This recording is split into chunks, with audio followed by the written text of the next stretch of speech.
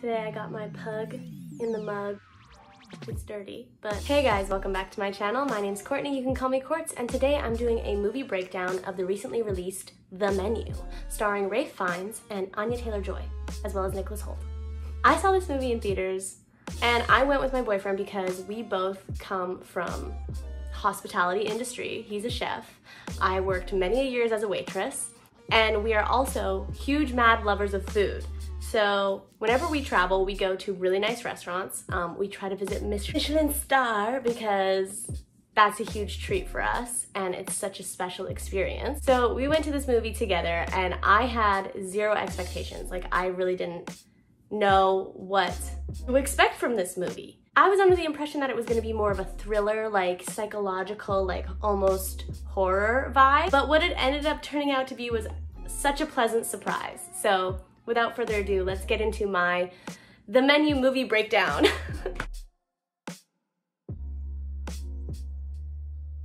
So if you, like me, also had no idea what this movie truly was about, there will be spoilers because we're talking about the movie, but in short, a young couple travels to a remote island to eat at an exclusive restaurant where the chef has prepared a lavish menu with some shocking surprises.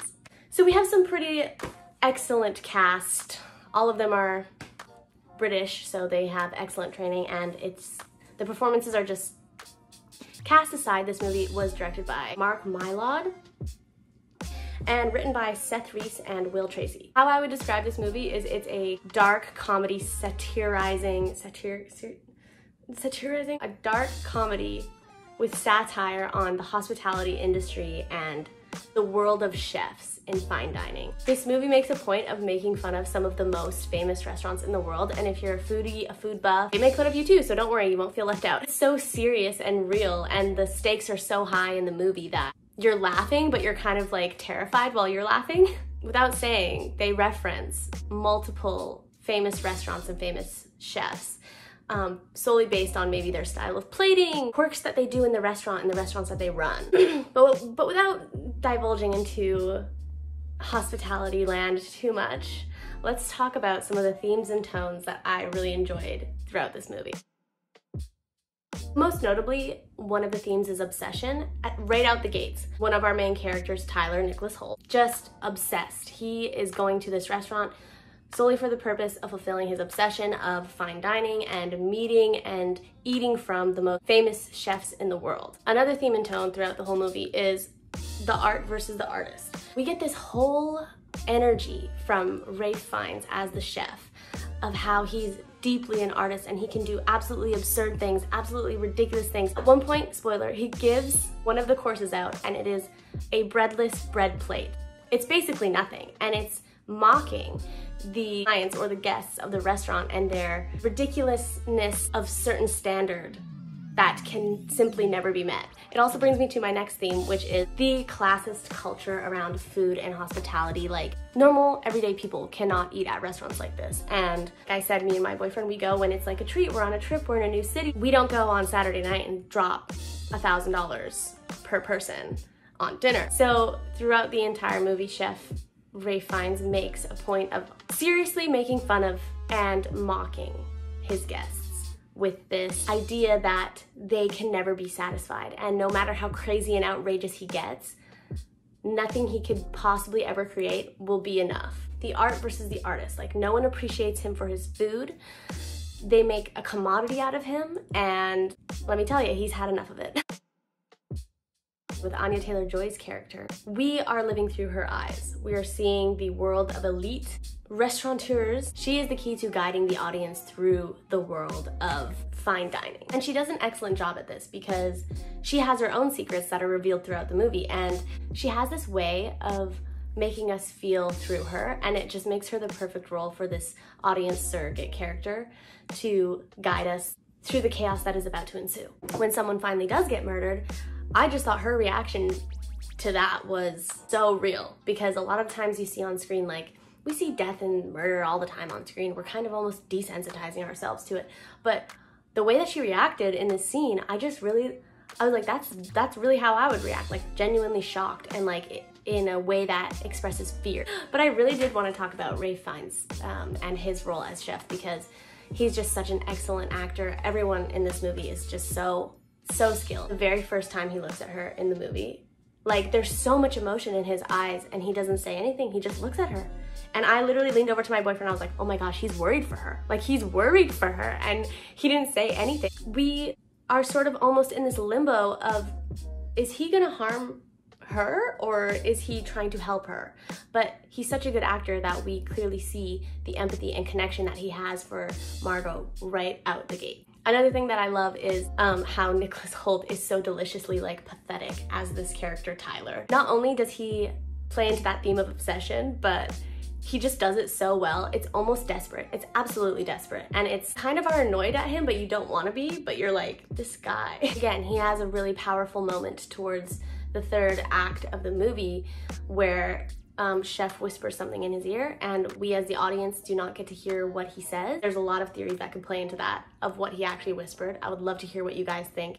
I would say though, Tyler, Nicholas Hoult's character, was the true villain of the menu, and you can tell me if you agree or disagree, but he definitely sucks. It's kind of crazy. I want to go back and rewatch it because there are so many things that were revealed towards the end.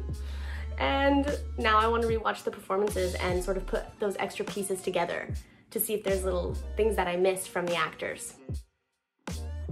Now, when it comes to the cinematography, I was actually so fired up about the way this movie was shot because immediately, like, I think I was like, through Act 1, I was like, this would be a perfect screen to stage translation because you have one location, you have a set few characters, everybody's in the same room, and they did such an excellent job of keeping us in that same setting for an hour and 40 minutes or something without it feeling like we're drowning in the same scene and getting bored and getting stuck.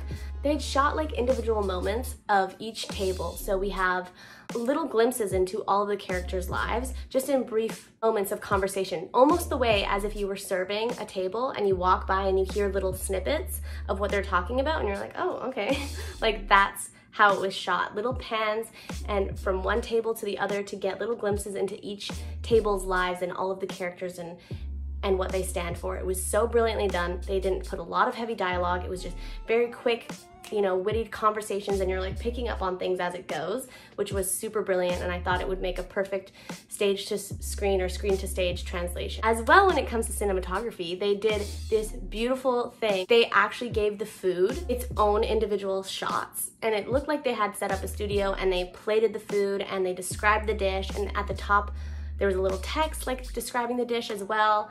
So every time our characters were fed a course, we also got a glimpse into that course, and we got like this whole moment where we just got to also sort of visually enjoy the food, which I just thought was so genius. And it was an excellent vessel for comedy too, because towards the end, the dishes get more and more outrageous and it gets a little bit more scary and you're kind of like looking at it like, what is going on? It was a really wonderful way that they could incorporate more of the satire into the writing, as well as making it a visual element. There's a very, very unique element of storytelling that I hadn't seen on screen before, and I hadn't seen any other movies around food or chefs or cooking or restaurants really accomplish anything like that. It was just so brilliant. It was a really, really genius way to write a dark comedy with a social and economic message, touching on art and artists and how we fit into the world.